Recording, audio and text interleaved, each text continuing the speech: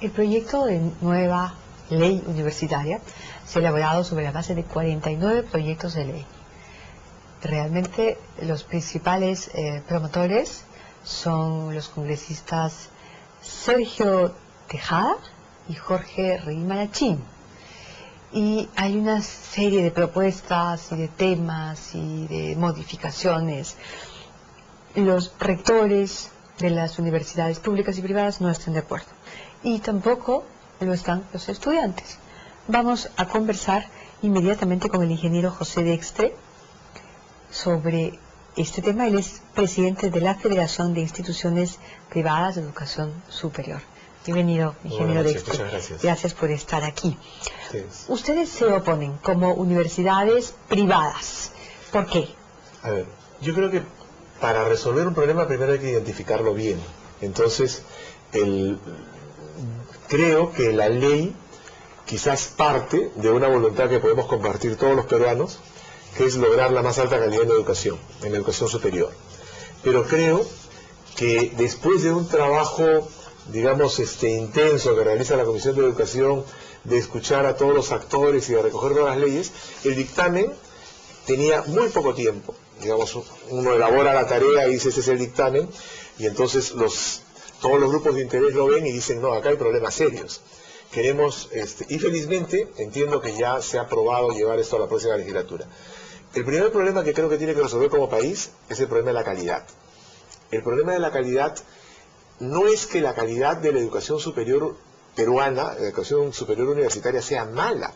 El problema es que hay buena calidad, muy buena calidad y muy mala calidad. Entonces lo que tendríamos que ver es cómo hacemos para homologar, para tener una calidad, ¿no es cierto?, en general alta, y creemos que eso se da en base a dos temas: la acreditación y la competencia. La acreditación, el dictamen, por ejemplo, lo recoge, impulsa la acreditación, pero la competencia no. Para la competencia la ley dice que para crear una universidad uno tiene que demostrar que hay carencia de demanda. Entonces eso es paradójico, porque yo tengo y fomento oligopolios y fomento que no se compita. Por ejemplo, tengo una ciudad, ya hay una universidad, esa universidad está atendiendo a toda la población, yo no puedo poner otra universidad porque la demanda ya está atendida. Si lo vemos en el tema de salud, tengo una clínica que atiende a la población y otra clínica no puede venir a competir porque ya la demanda está atendida. Entonces, este es un modelo y que, digamos, surge del doctor Lerner, Burga. Ellos han hecho una propuesta y esto prácticamente se recoge de esa propuesta, que es un modelo quizás que tiene una visión más controlista, más burocrática de lo que es la educación, ¿no? Entonces pensamos que la calidad necesita la acreditación, pero también requiere competencia. Se afecta efectivamente también la autonomía, porque la composición de la superintendencia, que en un inicio, en un borrador, era designada por la Presidencia de la República, y que felizmente la Comisión de Educación, el general Mora, me parece que comprendieron, hicieron una modificación en ese sentido, pero los miembros de esa comisión, por ejemplo, los representantes de las universidades privadas, son los de las universidades que tienen mayor cantidad de acreditaciones. De las públicas, mayor cantidad de acreditaciones, y luego viene el MEF, el CEPLAN, etc. Entonces nosotros decimos, esa superintendencia no es lo que, digamos, se requiere para mejorar la educación en el país. Basta con impulsar la acreditación, basta con enseñarle a la sociedad a decidir. Yo quiero... ¿Por qué una superintendencia? O sea, no es lo que se requiere justamente, ¿no es cierto? La superintendencia yo creo que refleja este ánimo de control, ¿no es cierto?, de una visión burocrática que es muy riesgosa, porque en términos políticos, ¿no?, definitivamente la universidad es un centro de discusión de ideas, de reflexión de ideas. Y cuando tienes un gobierno que no practica la democracia, evidentemente la juventud, los docentes, todos van a opinar en contra. Y nadie está acusando a este gobierno. Por supuesto. Nadie sabe qué es lo que puede pasar. ¿Qué es lo que puede pasar? Ese es en el tema político. En el tema académico, normar la innovación académica es poner una traba burocrática a la innovación del conocimiento. Eso se vive en el Ministerio de Educación actualmente. Por más buena voluntad que haya de los técnicos del Ministerio de Educación, la cantidad de solicitudes que tienen para abrir un centro educativo, un instituto superior, para modificar un plan de estudios o crear una carrera, implicaría tener un ejército de profesionales que al final son pares de los que están creando. Entonces, parte mucho peor en la universidad. En la universidad tendrías que una universidad con doctores, con, digamos, profesionales que dirigen esa facultad y hacen una modificación a los planes de estudio o quieren crear una nueva carrera, que es una de las cosas que se plantea, tendría que recibir una autorización. Entonces hay una burocracia académica. Es un absurdo. Y además, ¿un retroceso, diría usted, ingeniero Dextre? Yo creo que creo que hay una buena voluntad, pero que en determinados puntos la solución no está siendo la mejor por influencia de este pensamiento burocrático controlista. Por ejemplo, en la parte económica. En la parte económica se dice, todas las universidades en su presupuesto tienen que destinar el 10% a la investigación. Eso suena muy bien, pero internacionalmente en el mundo hay universidades especializadas en docencia, hay universidades especializadas en investigación, hay países en los cuales la investigación no está a cargo de las universidades, está a cargo de centros como por ejemplo el Centro Internacional de la Papa. Tienen un modelo de centros de investigación, las universidades se vinculan a estos centros de investigación. Acá se parte del paradigma de que la universidad es la que tiene que investigar. Entonces, hay una injerencia económica porque una universidad privada de repente está en un proceso de desarrollo de su infraestructura, de repente requiere equipamiento, quiere dar una buena formación en lo docente y le obligan a dedicar un presupuesto, una parte de su presupuesto necesariamente a la investigación. Entonces, hay mucha de esta tendencia burocrática, controlista en la ley que creo que es lo que va a terminar haciendo daño, ¿no? Hay problemas también que no se resuelven. ¿Por ejemplo? El gran problema de la universidad pública y el gran problema de asociativas sin fines de lucro antiguas es el modelo de gestión, ¿no? Entonces, en la universidad pública, por ejemplo, se eligen autoridades para la asamblea universitaria y son decenas muchas veces, que provienen inclusive de diferentes partidos políticos o que tienen visiones distintas de cómo llevar adelante la universidad. No se ponen de acuerdo en una asamblea universitaria. El consejo universitario igual. Entonces, el modelo de gestión es un modelo asambleísta, ¿no?, que dificulta una gestión eficiente. Mientras que en una universidad privada, digamos de modelo societario o asociativo, porque son los dos tipos de universidades que pueden haber privadas, yo defino mi estatuto y soy libre de plantear cómo se debe dirigir esa universidad, la ley me da un modelo y me dice, usted tiene que tener estas instituciones en su universidad, tiene que tener estos cargos. ESAN, por ejemplo, universidad miembro de FIPES, es una universidad asociativa, asociación sin fines de lucro, dice, ¿por qué me van a imponer un estatuto, un modelo de gobierno, si yo tengo uno que funcione eficientemente? Y tengo que dar determinadas representaciones cuando lo son, digamos, los socios de esta institución, los profesores, los que pueden dirigirlo. Ahí es donde empieza, creo yo, muchas de las debilidades de la ley, ¿no? En esta voluntad de querer normar todo, ¿no?, y termina retrocediendo en determinados aspectos en relación a lo que ya era quizás inclusive la misma voluntad de los que están queriendo modificar la ley. ¿Ustedes qué lectura tienen de esta intención de normarlo todo? ¿Tiene que ver con la formación del presidente de la comisión, como es el general Daniel Mora, o tiene que ver, o hay una intención política? A ver, yo reviso el proyecto, digamos el dictamen, y hay muchos artículos que son prácticamente copia literal del proyecto del doctor Salomón Lerner de la Católica, ¿no? Justamente aquellos vinculados al modelo ¿El doctor Salomón Lerner sigue siendo rector de la No, Católica? ya no es rector de la Católica. Él con el doctor Burga tienen un instituto justamente para la educación universitaria. ¿Quieren decir cómo deben funcionar todas las universidades? Tienen, digamos, todo el derecho, ¿no es cierto? Pero tienen efectivamente una visión. En esa visión... ¿Cómo es que tienen todo el derecho? Todo el derecho de plantear su opinión. Plantear su opinión. Pero el problema es cuando esa opinión se convierte en una ley. Cuando se recoge y cuando además, y eso lo estamos viendo en los últimos debates, por ejemplo, ellos parten diciendo que las universidades, simplemente porque fueron creadas por el decreto legislativo 882, están de por sí mal.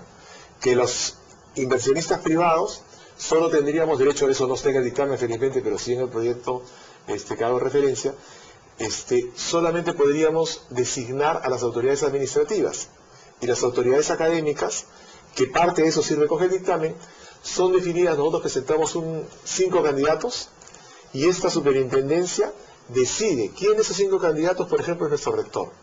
Entonces uno dice, ¿cómo en una universidad privada la persona que tiene, o un directorio que tiene la responsabilidad de elegir al rector más capaz, solo se puede quedar en decir, de estos 5, usted elija uno?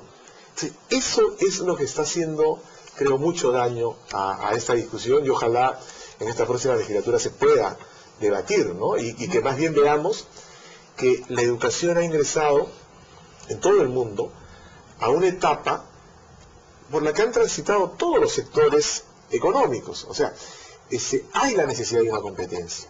Yo creo que en esto que comentaba hace un rato, cuando se dice, tengo que demostrar la demanda, lo que estoy es con una mentalidad en la que creo que la competencia hace daño, ¿no? O sea, yo soy el único dueño de la verdad, mi universidad es la única que hace bien las cosas, ¿no? Yo no permito que haya alguien.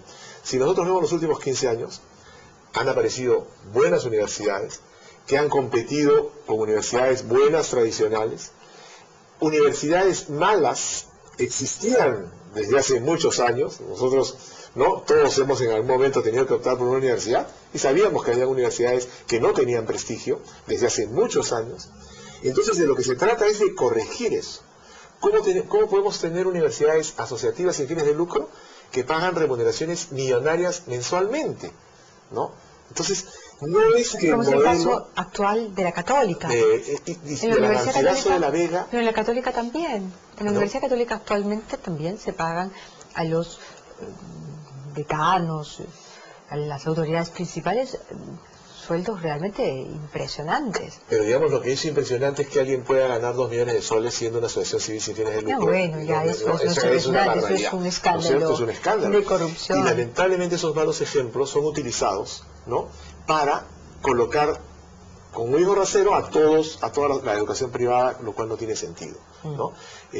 Creo... Como hay algunas que son un desastre o un escándalo, entonces todas van a entrar en una suerte de corral. Y eso no tiene ningún sentido, ninguna lógica, ¿no? Eso creo yo, por eso digo desde el comienzo, ¿no? Yo creo que hay un enfoque burócrata, controlista, ¿no?, que es el que se impuso en el diseño de la ley, ¿no? Creo que fue recogido con toda la buena intención de resolver el problema, pero evidentemente no es la mejor solución. Si nosotros miramos la experiencia de nuestro país, lo que vemos es, todo el mundo reclama inversión para la educación. ¿De dónde ha surgido esa inversión?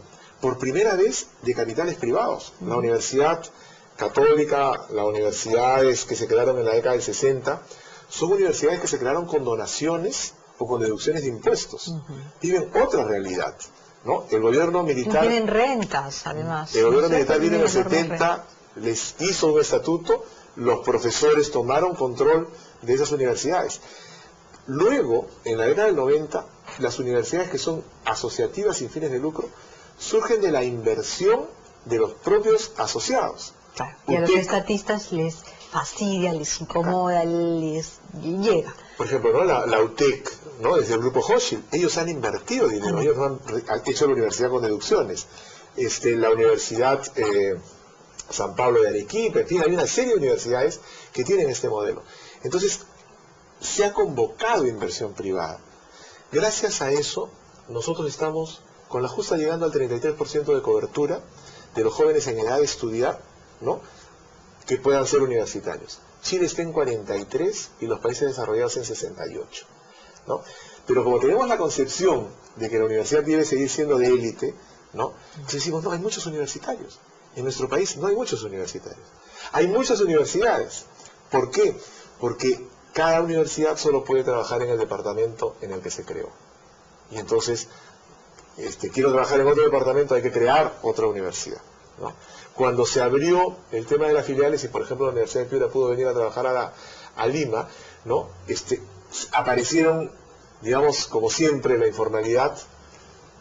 Muchos abrieron filiales con acciones de amparo, se volvió a cerrar este tema, ¿no? Pero eso es lo que genera, digamos, una cantidad de universidades enorme. Entonces, la problemática tiene muchas aristas, ¿no? Pero es otra, no tiene que ver con la administración interna. Claro, o sea, digamos, la universidad lo que tiene que resolver son los problemas de calidad. Lo que la universidad tiene que mantener es la autonomía, porque como hemos dicho, la autonomía cuestiona el desarrollo científico, el violar la autonomía. El violar la autonomía complica el tema político para las universidades, su propio desarrollo eficiente en términos de gestión, ¿no? El otro problema que tenemos que resolver es seguir promoviendo la inversión privada, no decirle a un inversionista privado, no, tú ya no vas a poder elegir a tus autoridades.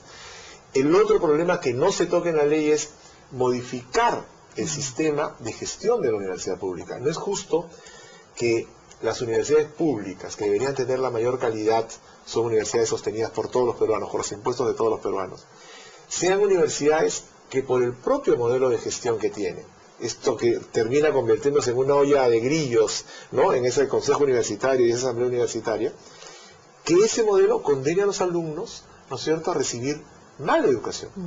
Hay buenas universidades públicas, pero no son, lamentablemente, la gran mayoría. Nosotros reconocemos 4, 5 universidades, 6 universidades, y sin embargo, eso es un tema que no se resuelve en la ley porque no se cuestiona el modelo, ¿no? El modelo sigue siendo el mismo, siguen eligiéndose, los profesores eligen a su decano.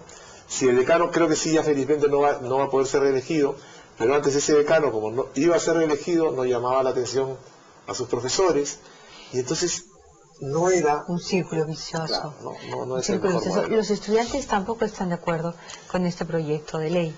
Y de hecho han anunciado los universitarios de San Marcos y los de la Universidad del Callao una marcha para el próximo 4 de julio.